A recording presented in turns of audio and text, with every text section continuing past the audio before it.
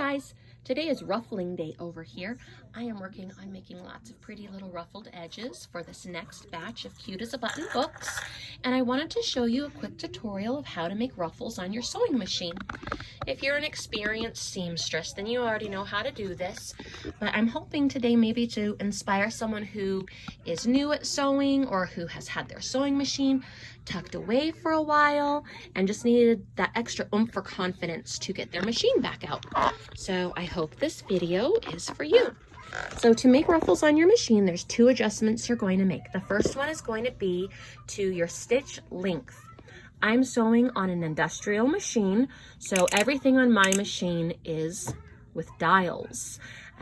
If you have an older machine or industrial, you're gonna have dials too. If you have a newer or more modernized machine, it may be buttons that you have to press or a computer screen, but the important thing to know here is you're going to make your stitch length longer.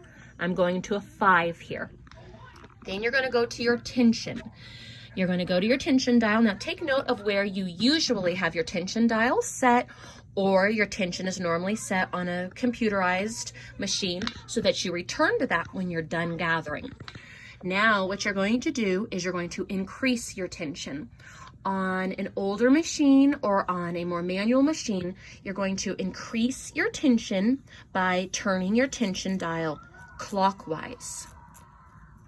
The more you increase the tension, the more tightly it will gather your fabric. If you increase it too much, it can make your thread snap while you're stitching. So the more you work on it and the more you play around with adjusting your tension dial, the more you'll get comfortable with knowing where that sweet spot is for gathering. So here we go. We've adjusted our stitch length to a 5 and we have tightened our tension up. So I'm going to get this little scrap of fabric here. We want to leave a long tail of thread at both ends, lifting up our presser foot, putting our presser foot back down. Come here. Okay, I'll get you a snack. Come here, Teddy. That little guy can climb up on my lap here. Okay, so you have the long thread here. You're going to start your stitching slowly to check to see how your tension is. And as you can see, it's already starting to gather up a bit.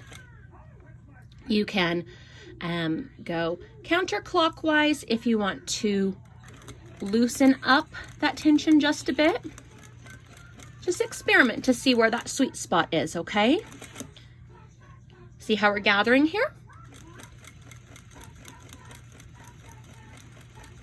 Going a little bit slowly because I've got a little guy on my lap. Yeah. And you're going to leave a long tail here. Yep. Hold on, Teddy. You're going to leave a long tail here so that you can adjust your gathers if you want to make them less ruffly. It's okay, Teddy. If you want to make them less ruffly, I see you. You can just kind of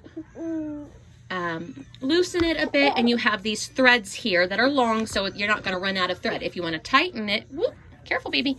Come over here. There we go.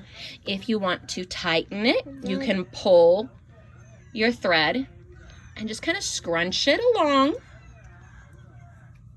to tighten it. Okay, so we're going to go ahead and we're going to do this one more time. But once you find your sweet spot with where you want your tension to be, you won't have to do much adjusting whatsoever at all. So we have a long tail here at the end.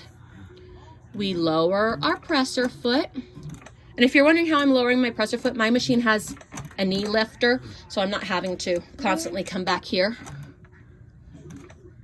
But, okay, so we have our stitch length increased to a 5. We have our tension tightened, increased tension. We have a long tail at the end, and we're doing our straight stitch here.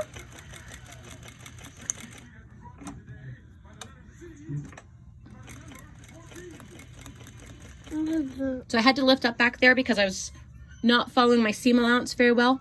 I have a camera in front of my face and a baby on my lap, so I'm sewing a bit blind here. So I will try to get a better tutorial up soon. Come here, come here. Okay. But I just wanted to post something quick today and just go for it, because if I wait for a video that's perfection, it might be 20 years before I get it posted. So,